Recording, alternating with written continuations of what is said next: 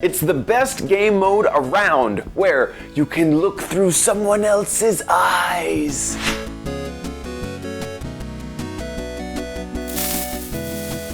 Hello and welcome to OMG Craft. I'm your host, OMG Chad. This is a show that'll teach you how to become a Minecraft expert in no time. Today we are taking a look at game modes. Did you happen to know that there are 6 game modes in Minecraft? You may know some of the simple ones like survival, creative, maybe even adventure mode.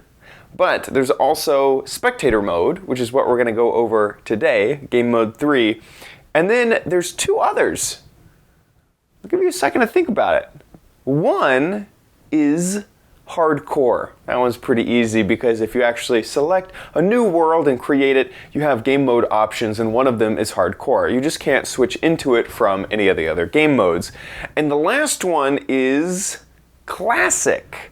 Classic game mode is not available in current jars or current versions of Minecraft, but you can play classic mode in older versions of Minecraft, so it is still technically a game mode. We're going to be going over game mode 3 and all of the different things that you can do with it. This is called spectator mode, so let's just jump right on in. So here we are in a vanilla Minecraft world, and I'm currently in the mode that most people know about. This is adventure mode, where you have a hunger bar, you have some health, you take damage when you fall, you don't have unlimited blocks, you have an inventory. Whenever you go into water, you have little water, whatever, oxygen bubbles that you can run out of. So now let's switch into the other game mode. This is, by the way, the game mode we are currently in is 0. Boop. See, nothing changed. Game mode 1 is what most people think of as creative. It is actually creative. It's what all people think of as creative. Game mode 2 is adventure mode, where in adventure mode you cannot break any blocks, and the game mode we're going to look at is game mode 3, which is spectator mode. In spectator mode, you go invisible to everyone else in any other mode, and if there's another person in spectator mode, all they see is this guy, this little head. It's a transparent head of you, and it floats around. It'll also kind of shift down whenever you hit shift. Your flying controls are space to go up and shift to go down. You cannot double tap space to fall like you can in creative to turn on and off flight. You're always flying, so the only way to go down is to shift. Let's talk about movement a little bit more. Is that you can sprint while in this mode by hitting the sprint key. You cannot double tap forward to sprint. You have to hit the sprint key. But you can also change your speed by using the scroll wheel, which is what I'm doing now, and you'll go faster. So I'm kind of at top speed here, and if I shift, I can go even, or not shift, if I sprint, I can go even faster. And then I can scroll that back down.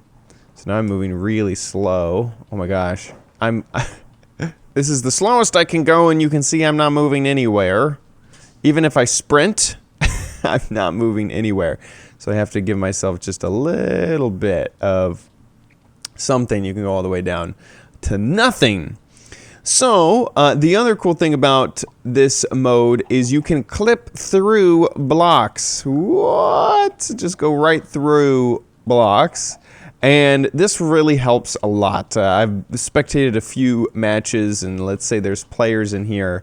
Before, if you're in creative, you kind of have to be right up on them. But in spectator mode, you can clip right through the blocks and get this kind of cool outer view of what's going on. So this makes it very simple to go through maps, not to worry about blocks in your way. Let's say there's something really quickly in your way, you can just go right through it, which is really, really awesome. By the way, here's our Jebdor tutorial stuff right here. This is what the redstone looks like from underneath. There you go. And it works so that you, if you see a face, you'll be able to see through it. In this case, you don't see through those faces because they are at an angle to the player. Next is that you can teleport to players, and by hitting your number keys down here, you can either teleport to a single player or to a team member. Now, I don't have anyone else in this server. I'm hitting tab right now, and there's just no one in there. But if there were other people in the server, I could either go through them by clicking my numbers right here. If you want to go to a next page, you can hit 8, which will go to the next page, and then 9 will get rid of the entire GUI. I've used this, I use this just in a UHC where we had multiple teams. Once you choose a team, you get to choose the member within the team. You don't just teleport to, like, say, the average of the team. You go into kind of a submenu of players and then choose which player you want to teleport to. Very, very useful. And when you're not using it, it is out of the way. One of my favorite things is that you can go into the views of mobs. So here we're looking at the view of whatever this pig is looking at. Hopefully he won't just stare at that grass block for too long. You do this by just clicking on the mob, just left clicking, which is like your normal click, like you're going to punch the mob if you were in survival mode. And then you left shift to dismount. We can also go in here and you can do this with other mobs. So here's the skeleton. Just looking at that wall, you'd be really surprised at what skeletons look at and do. But what's really cool is that this also uses shaders for a few mobs. So if we were to find a creeper in here, or we were able to find an enderman or a spider, which it looks like we're not able to. So let me quickly just game mode 1 myself. So now we have a few of these mobs with a little bit of light around. Here is what an enderman sees. This is completely flipped. This is the negative vision, negative impression of what the world actually is. So everything that is dark is now white. Anything that is green is now purple. That green stuff you're seeing is the purple endermans. It's just on the opposite side of the color spectrum, so that's normally purple. Here's what a spider sees. Woo! He is looking at stone currently. Let's see if we can get these guys to do anything. / game mode 1. Hey, spider. Let's do something. Do something fun. Okay, here creeper started walking. And ooh, creeper. Oh, look at him pushing that enderman around. Creeper has this really green vision, which is ridiculous. It's just filled with rage, really. Here's a spider. Spider loves stone. He loves it. He is such a fan. Let's see what we can do to get this spider out of there to actually look at what he is. Hey, look at that.